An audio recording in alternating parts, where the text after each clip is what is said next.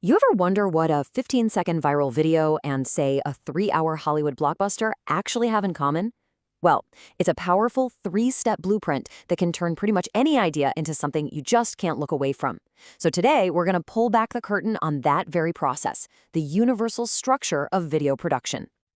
Oh, I think we've all been there, right? You're watching some massive visual spectacle or this incredibly emotional scene, and it just feels like pure magic. But the truth is, behind every great film is an alchemy. It's a clear, universal roadmap.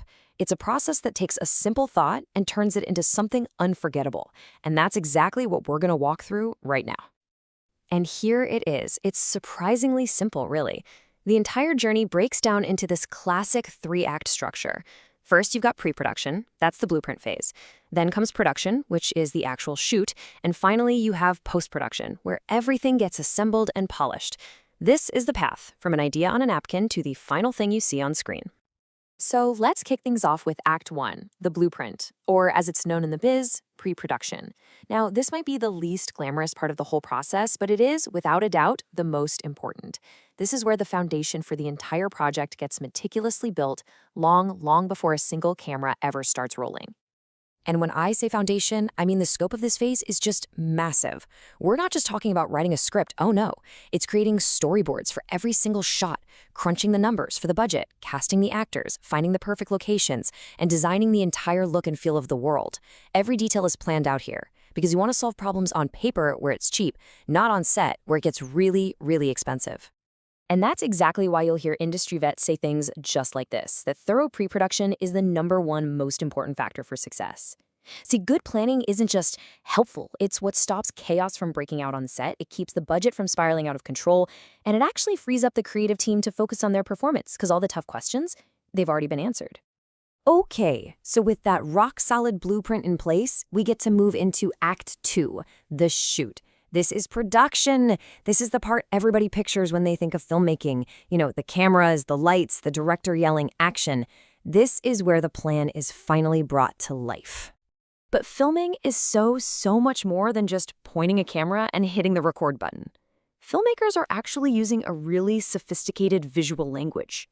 Every single choice, where the camera is placed, how it moves, what lens is on it, it's all a deliberate storytelling tool.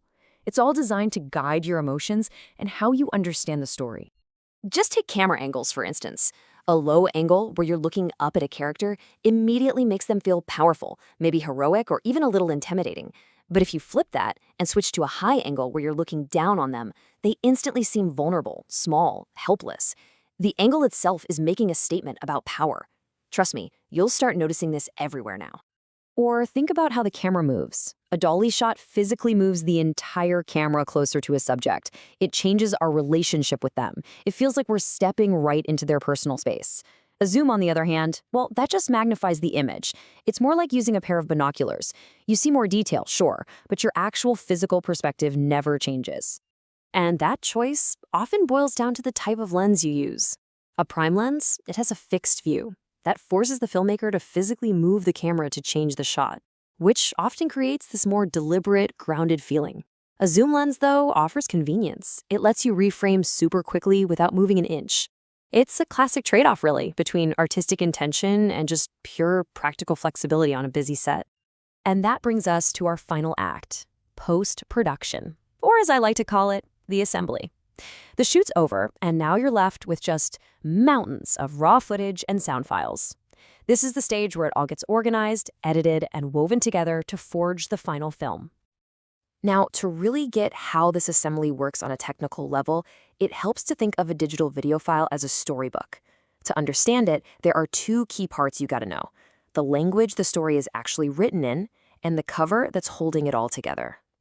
So the language of that file, that's called a codec.